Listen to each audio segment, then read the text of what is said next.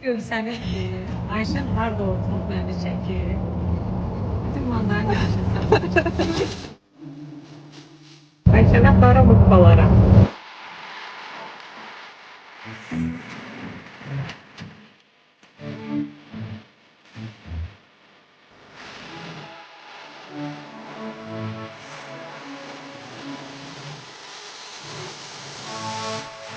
Səni bir yerə apardım. Sən bir qədər ora getməmişik.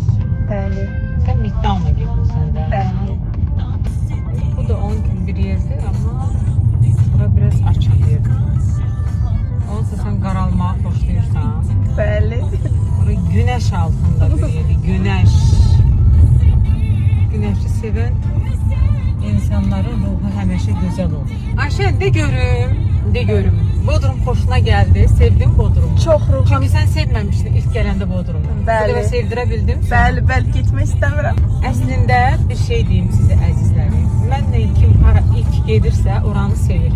Çünki mən çalışıram ki, mənlə gələn insanlara getdiyimiz ölkə olsun, şəhər olsun, kənd olsun, rayon olsun, hara olursa olsun oranı sevdirim. Bu çox önəmlidir. İnsanın xatirəsində elə qalır.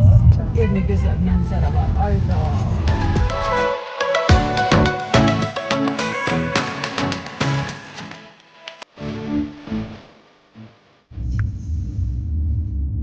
Burada Ayşe nasıl manlar sevir ben onu kulağısına. Ben onu dinlemeyi mecburiyetindeyim. Soruşmur da ha. Soruştan da gelir onu koy.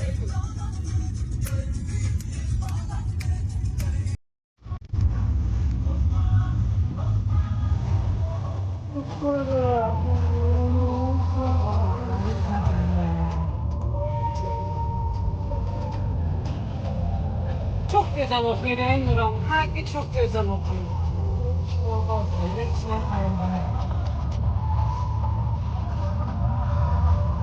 Ahsen sana Nuran, ahsen.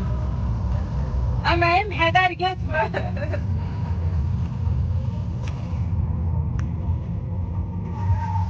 O sen.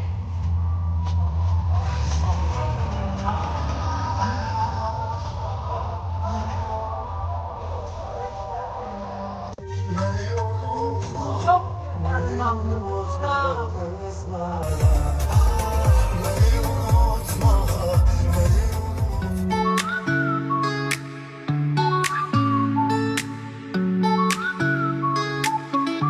Bundan el yapın. Ha, teşekkür ederim. Tamamıyla siz Başka? turuncuyu çok seviyorsunuz, anladım. Tamamıyla el yapımı doğal malzeme. Ağlattınız bizi. Çok minnettarım, Ay sağ olun. vallahi biz de çok Sağ olun, minnettarız çok ya. sağ olun.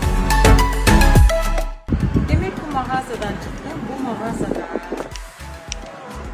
kadınlara ait məhsullardır. Yəni qadınlar öz əl işlərini yapacaqlar və həmçinin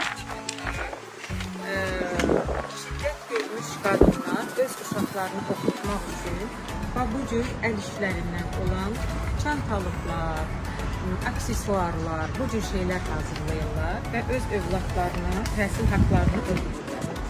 Və bu mağazada bütün məhsullar demək olar ki,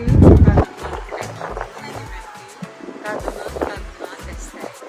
Çox gözəldir, çox möhtəşəmdir. Belə bir mağazanın Azərbaycanda da olmasını çox istəyərdim.